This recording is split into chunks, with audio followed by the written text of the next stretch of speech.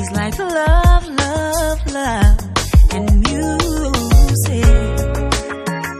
La la la, love, love, love, love, and music. I wasn't ready. Hello, hello, hello, everyone. Thank you for tuning in. I am Jay Lee. This is Jay Lee's Corner, and this is my review for If Loving You Was Wrong. This is season 3, episode 13. And babe, I feel like it's starting to get good. I feel like it's starting to get into a groove of things changing. You know, some things ain't changing, but some things are. So it's progressing at least. You know what I'm saying? I hope everyone had a great day. If you have not done so already, please remember to subscribe to my channel. And not only subscribe to my channel, there's a little bell next to the subscription thing. Hit the bell so that way when I post the video, it lets you know I have a video up for you to watch. Because y'all want to not miss my antics. Y'all know my antics is legendary. So, you know, please do that. You can also share my videos on your social media. And you can also always hit that like button and put comments below. So this particular episode, like I said, it was very entertaining in my opinion. You know, we see the beginning of the episode starting off right where the last one left off. And Eddie is in the car with Larry.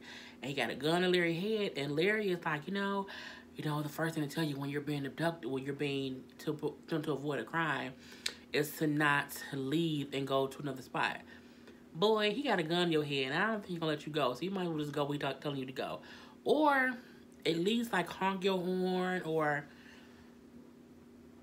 yell something. Don't just stay quiet. I'm like, you just too quiet, boy.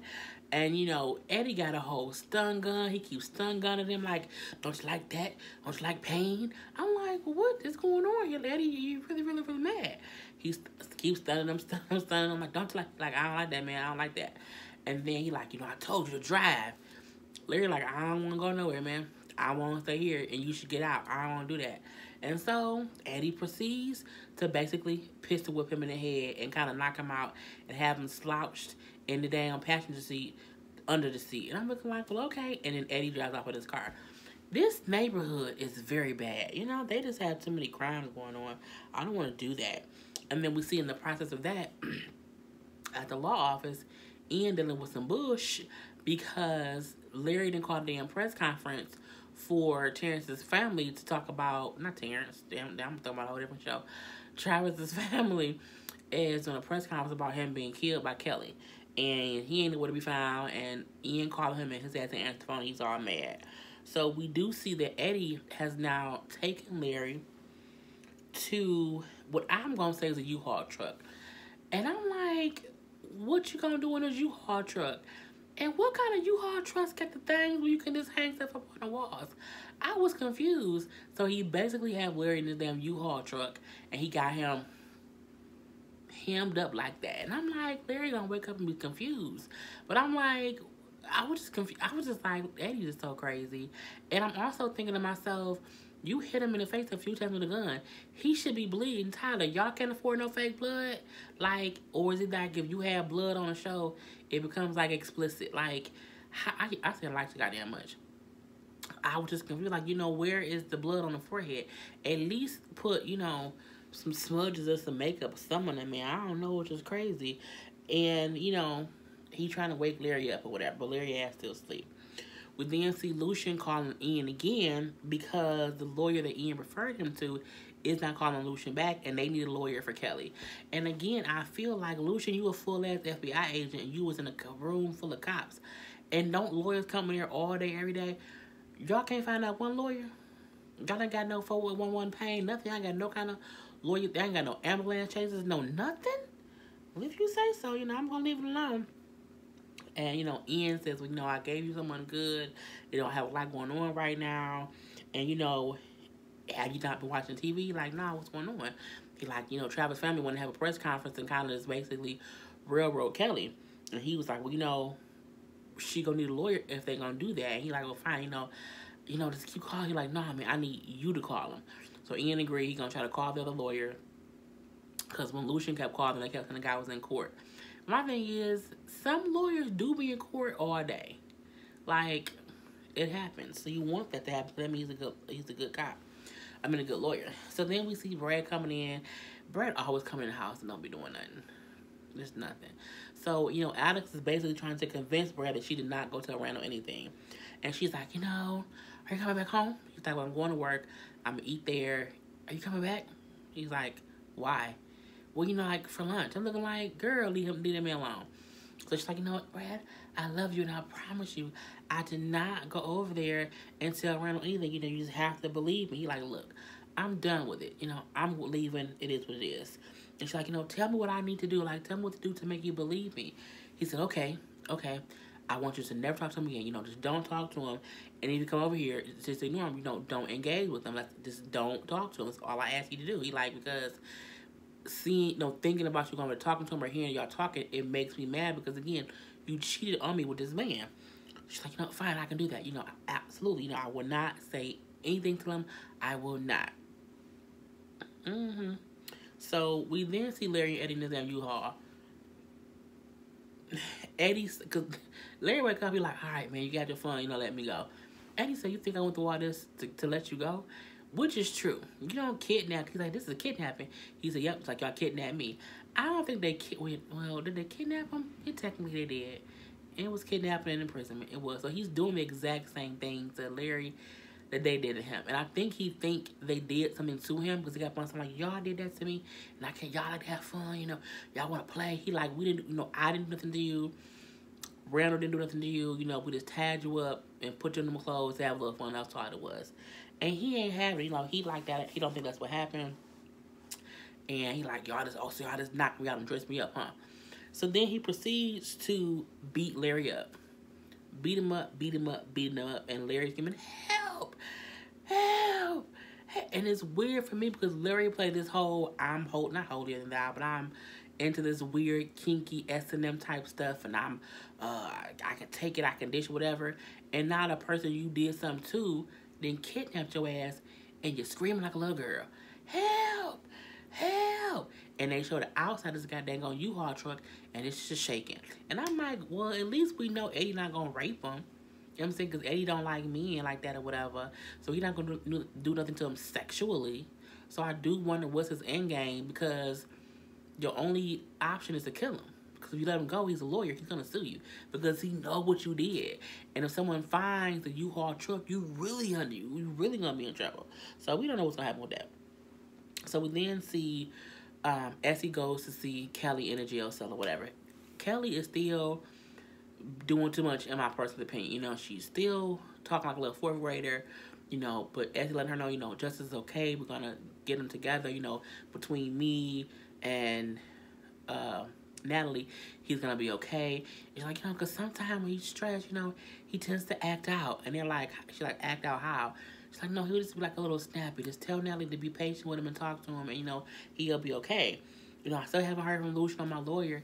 She's like, I know I'm gonna go over there and talk to him when I leave here. And she's like, why are you looking at me like that? And she's like what? She was like, he made me do it. And I'm like, why is she still talking? They keep telling you to stop saying that, and you keep saying, no one is judging you, girl.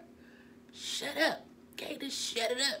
So from there, she leave her there like, don't worry about it.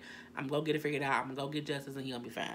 So we then see Brad leaving the house, and Randall, of course, come over as he always do, trying to taunt him.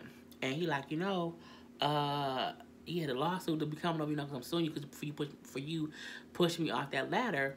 And Randall like, okay, great. If you want to go get the ladder again, I can push you off again. I'm like, Brad, like, Randall, fuck you, I don't care. And he like, when I finish on you, I'm gonna own your house, just like I owned your wife. But she wasn't worth it. Brad said, is that right? Well, I own your wife now. And the baby we're having, he's going to be a superstar. And it made Randall feel a certain kind of way. I tell you that. Because he started to walk away. And they kind of went back and forth a little bit, back and forth or whatever. But still, Brad bringing up how your wife is pregnant with my baby pissed Randall off, and he walked away. So from there, we do see Essie and Lucian talking, basically.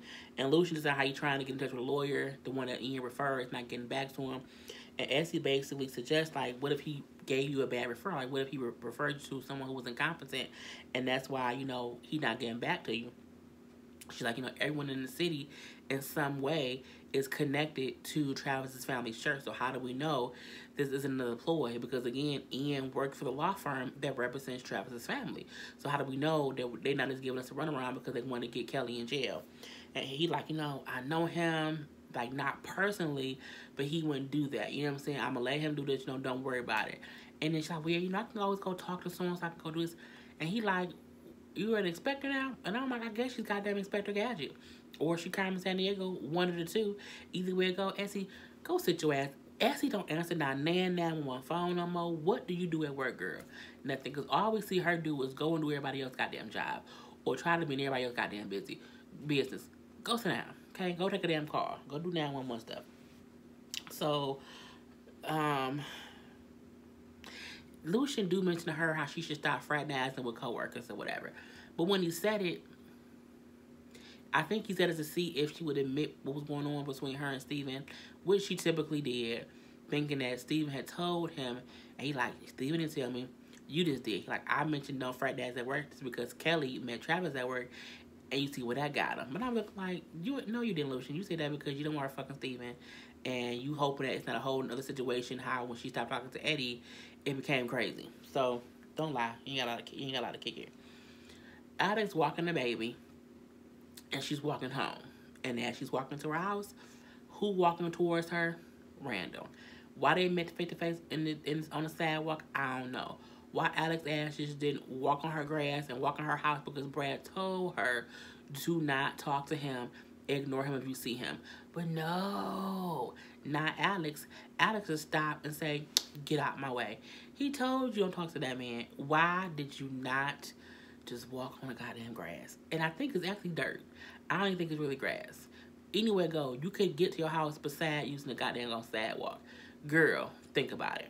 So, he like, Randall was a typical crazy ex. Just like Alex is a typical, I'm a white victim. No. And yes, I said a white victim. Don't play with me. Because she's just like, oh my God, I don't know why this is so hard. I don't know why he won't leave me alone. You're just so dumb. Randall is absolutely dumb. He's a crazy person. He's dumb, yes. But Alex, you put yourself in the situation when you fuck that man. That's why you should not cheat on your spouses, people. It's not smart. So they going back and forth, and he wants to see the baby. Don't look at my baby. He trying to touch her. Don't touch me. If you would just walk past this fool and use your grass and walk in your goddamn house, you wouldn't be having this issue. But no, you wanted to stand there and have this conversation because you just wanted to. Even though Brad asked you, don't talk to him. If you see him outside, just avoid him. You can easily avoid that man on your sidewalk by walking on your grass. And if he follows you into your house, you just call the police. He ain't gonna do all that. He might follow you on the sidewalk. He ain't gonna walk in your house. But she just, who cares? And she starts going the other way because he won't leave her alone. So instead of going to her house, she gonna just walk somewhere else. Girl, bye. She walking and he is literally, basically chasing her, antagonizing her. I giggled. I had like 2 giggles. And then I got pissed off. I'm looking like, why'd you harass this woman? Leave that woman alone. Natalie hear, her saying, leave me alone. Leave me alone. And she hear Randall. So she come outside like, leave her alone. He like, take your ghetto ass back in the house. Of course, they had words or whatever. And then Natalie was like, don't touch me. And he touched her again. She was like, don't touch me. No. Man, when I tell you she just yelled and screamed and fell to the ground, don't touch me. Help. Help! Someone call the police! Don't abuse! It was fucking hilarious. I was like, she is a clown. And he was like, what? I ain't touching you. Girl, I'm going home because he's embarrassed and he don't want people calling the police. So he went on. And she got up and was like, see, that's how it works. So then, we know her and Natalie have not had a conversation. Natalie and Alex have not had a conversation because, Natalie was upset that Alex was allowing people to think that Lucian was her child's father. And she basically tell her, you have to do something about him. He's really getting out of control. And then, she was like, he set you up. You should set him up. Get him out your life or whatever. And she's like, yeah, it's so crazy. We're trying to do something. She's like, who is we? What do you mean we? She's like, oh, me and Brad. And Natalie said the most truest thing I've seen on this particular episode. She said, Brad didn't start this mess. You did. So you need to fix it. And I was like, that's true. That's very true. Brad didn't get you in it. So is he supposed to get you out of it? You know what I'm saying? Like, how does that really work? Like, where do you draw the line? And again, you got a whole black baby now, girl. So, from there, they kind of keep talking. Alex does apologize for, I'm sorry that I made people think it was Lucian. And they had a little kumbaya moment, and they back cool. So she then walks her home because, of course, Randall crazy. And it was a little cute little moment. We then see Ian and Marcia on a date. It was real simple. She walked in, she was on the phone with Essie, who said she was at work, and then they'll talk later. We then see how Marcia is kind of questioning Ian about the whole Kelly thing and about why he can't represent her. And then he just says, because it's a conflict of interest, and, Larry represents his family, so, I just can't do it. And then she's like, yeah, but, she's innocent. He's like, yeah, I know. It's very unfortunate. Like, it's very, very sad. And she's like, you say, like, she's innocent. He's like, I do believe she's innocent. Like, I've seen stuff, and I think she's innocent. But he doesn't tell her anything that he knows because, of course, it's against attorney-client privilege. Was protected by attorney-client privilege. And then she's like, yeah, but she's not your client anymore. And he said, yeah, but she was my client, so anything that I was privy to when she was my client, I can't divulge to anybody else. And he's like, well, let's just change the subject or whatever. So Marcy look over, and she's like, I'll be right back. So she walk over, and she see Essie on the date with Steven. And she's like, Esperanza? And she's like, hey, Marcy. She was like, did you tell me that you were at work? And she was like, did I? No, I must have just said the wrong thing. And she was like, I could have sworn you said, but okay. It's like, oh, so you're on a date? So it's a whole awkward moment or whatever. So Marcy do end up going back to the table. But we see that Esperanza don't want people to know that she's dating Steven. Which I don't know why, because he's cute. That girl back. He like, am I a mark? Like, am I a leper? What's going on? Like, why don't you want anyone knowing about me? She's like, well, no, it's not anyone in my business. But you be in everybody else's business, girl. Shut it, okay? And so he like, well, it's okay. She's like, no, because, they know my ex, they know Eddie. They talk to Eddie. They not going to tell Eddie shit about you, girl. Why you told a whole bold-faced lie. And he was like, Steven said, they don't talk to Eddie. Like that. And she's like, no, sometimes if he knows stuff, it can just kind of go far, and I'm just tired of it. And he was like, look, I'm not scared of Eddie. Let's just enjoy each other's company. Have this day for us. It's about us right now. She all dressed up and everything. You know what I'm saying? They ordering wine and tequila shots and stuff like that. They having fun. So, they on a whole little date. So it was what it was. And the ending scene that we see, Alex in her house, and she is putting the baby to sleep. And then we hear loud music. And it's Randall again outside playing loud ass music. And she put the baby down. She come outside. Cut that down.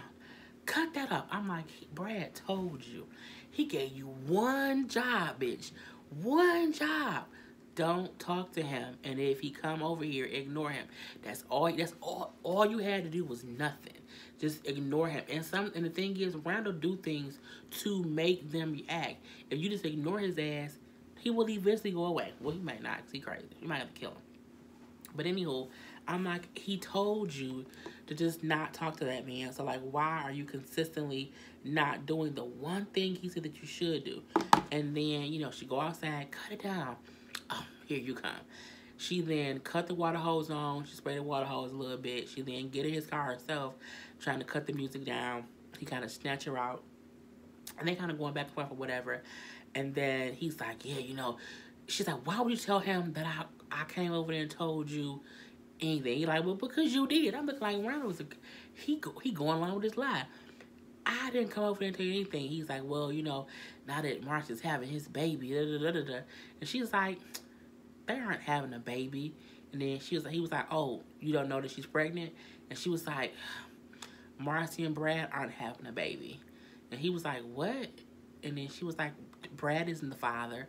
And he was like, well, who's the father? I'm like, Brad gave you one job to not go talk to that man. He gave you one job, bitch. One job. And then he like, I asked you a question, who's the father? And then she was like, you are. Brad isn't the father, you are. And he's like, you're lying. She was like, you know what? I would never. I think it's like you lying to get to me or something like that. And she said, I would never want to get to you. I'm not, it's not Brad's baby, it's your baby. And as they sitting there talking, Brad was driving past. And he see them close enough to be having a conversation. And then Randall like, look at here. Look who coming. And she's like, Brad, look, let me explain. Brad ass speed on past. And my thing is, bitch, he gave you one job to not tell that man or not talk to him. And my thing is one thing that you went over there to talk to him. Because that's the one thing he told you not to do. But if he was pissed at you thinking that you told him that she was pregnant, think how pissed he gonna be when he found out you did tell that man that the baby ain't his baby. Bitch, he gonna divorce you. He gonna fuck that house. He gonna try to marry Marcy. It's gonna be a full-fledged craziness. And, Brad was pissed off. The episode for the next... The sneak peek of next week's episode, I can't think right now, and I don't know why. The scenes from next week's episode do look good. We do see Brad, Ian, and Randall in the restaurant and kind of having a little three-way conversation about Marcy. Brad sitting there trying to protect Marcy. It look like Ian is trying to protect her too. So I can't wait to see what happens with that.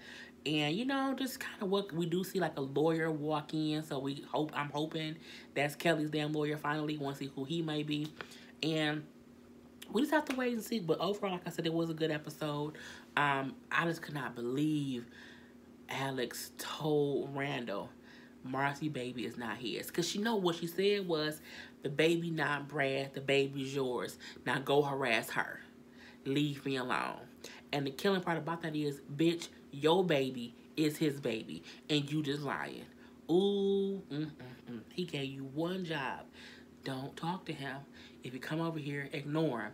And you did the complete opposite. So you deserve whatever you get, mama.